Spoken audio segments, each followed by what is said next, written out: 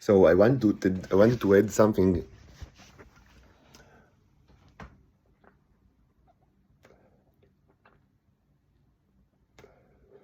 Any small detail, something that I've spoken about many times in the past. It's to whoever that follows me for some times now. We heard it many times, but it's important. So it's important not for my quest or for my message necessarily, but in order to so people will understand me, will understand my position and my peculiar condition.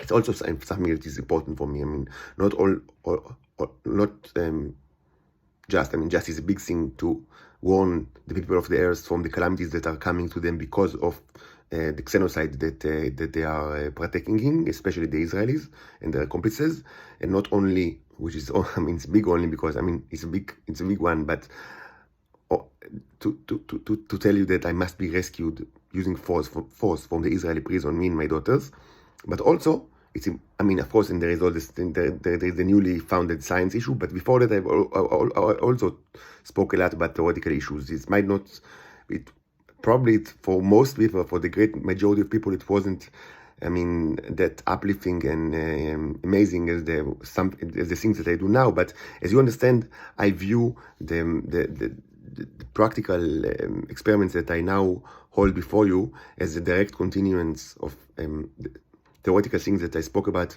for years now. And that's why the transition between the philosophical or the theoretical aspects and the practical and laboratory-related scientific aspects is natural to me, as probably I guess that some of you not noticed it. I guess so. But it's important for me to convey the situation that I live in. So I'll tell you something that I've said many times, but it's important to say that on the YouTube stage as well. There is the famous proverb from the New Testament that no prophet is accepted in his hometown, and it's such it's one of the proverbs that are known mostly from the New Testament, which entered the Hebrew language. The Hebrew language and the Hebrew, the Jewish culture in general is historically the test the New Testament. So not much was entered the Jewish culture and the subsequent Israeli culture, even though some have managed to enter the Jewish culture. As a footnote, maybe I'll add, or as a side note, that actually the four evangelions, the letters, Paul letters are a little different, but the four evangelions are actually very similar in tone. Much of them is very similar in tone to many midrash texts from the Mishnah, because these were the same people. It's not only that they were Jews that lived in the same place in the same time, but moreover, Jesus and all his disciples, and by the way, also Paul and other important people from his time, but specifically Jesus and all his disciples were all not just Jews, but they were specifically Pharisees. Of course, Jesus, is in conflict with the Pharisees, but he himself he comes from this group, which is not trivial, because it was actually the minority during his days, and although every Jewish leader ever following the Mishnah was in a way student of the Pharisee school, which was the only one that was left from these days. So, while it was a long side note, what I wanted to say is that it's so strong that it's one of the things from the New Testament that entered the Jewish, the Hebrew language and the Jewish thought, that no prophet is accepted in his homeland. And I want to tell you that if you think that my situation, and also it should be said that this proverb is iterated 3 times in all the 3 synoptic evangelions, all but John. So it's a very important part of the New Testament. But now I want to surprise you, or to do a little cynical move. If someone thinks that my condition here in Israel is of a prophet that is not accepted in his hometown, I mean, perhaps it's a natural thought, but it's completely missing the point.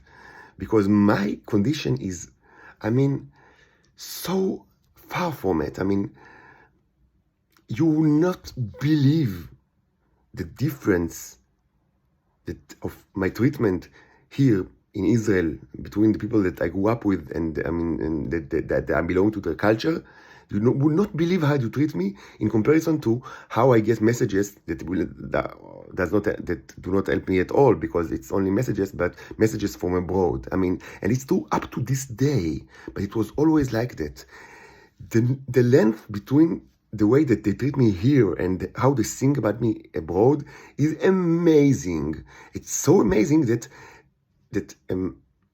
processing it, or understanding it through the lens of the proverb, of the important proverb that no prophet is accepted in his hometown, completely misses the issue, because the reality is so much more grim that you wouldn't believe, even up to this day. I mean, it's amazing. I mean, people abroad now, they send me, YouTube videos of philosophers that are discussing deep issues with physicists, because they understood now more than ever, I guess, that I like to combine, issues from both the natural sciences and the humanities, and that without any vanity, I think that maybe some of you are less skeptical about my ability to do so, not in a shallow way, because it's really easy to fall into shallow categories in shallow mode of thinking when you try to do it, especially if you aim to speak to the general audience, to the public. So, but it was always like that in a way. People respected me. It doesn't help me at all. I live in a jail that is only getting worse from day to day. But the thought is amazing.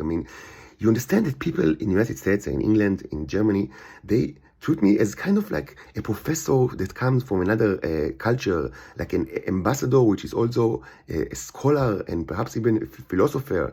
And at the same time, today, when I walk in the street with my mother, because I have to go, I'm arrested, human arrest, I have to go to everywhere with my mother. People literally, they encourage their dogs to attack me.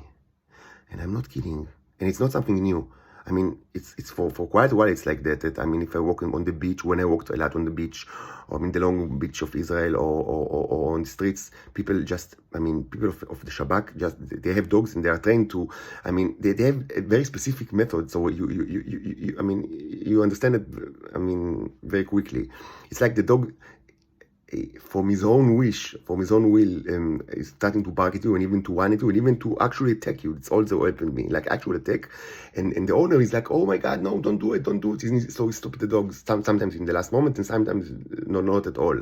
And of course, everything is mandated by the owner itself. And it's really easy to see it. And people are doing it to this day. They literally, push their dogs to attack me in the street.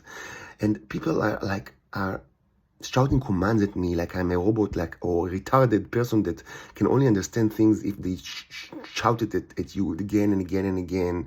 And they treat me like a little helpless child that should be, hit, by, some kind of, Victorian adults that think that, young children should be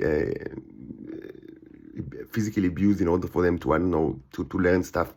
It's unimaginable. It's unimaginable. The length, the distance between how I'm treated here as the lowliest of people and how people think about me abroad, it's so large. The distance is so large that fitting it under the tame category of a prophet that is not accepted in his hometown is, completely misses the point, because it's not a prophet that is not accepted in his hometown. It's a person that is quite respected abroad, but here in his own place, in the places that he is destined to be, because his daughters are here and they are all prisoners here, he is treated as less than an animal. It's illegal to treat animals the way that they treat me today, up to this day, including after everything that they already saw. It's still like that. You would not believe how the Israelis treat me. I mean, people abroad, I mean, I tell you, it's unimaginable. It's just unimaginable. It's the scum of the earth, the lowliest person that exists. That, I mean, it's not even worthwhile to explain the commands that you shout at him. I mean, the idea is that I should just do whatever I need to do, and they should, in a subliminal way, using violence and sound effects, just throw their commands at me all day long and also during the night until I just do it. I mean, out of like a Pavlovian dog. That's the way it is up to this day, including. That's my reality. And it's important for me to convey my reality because I want and I need people abroad to understand the hell that I live in.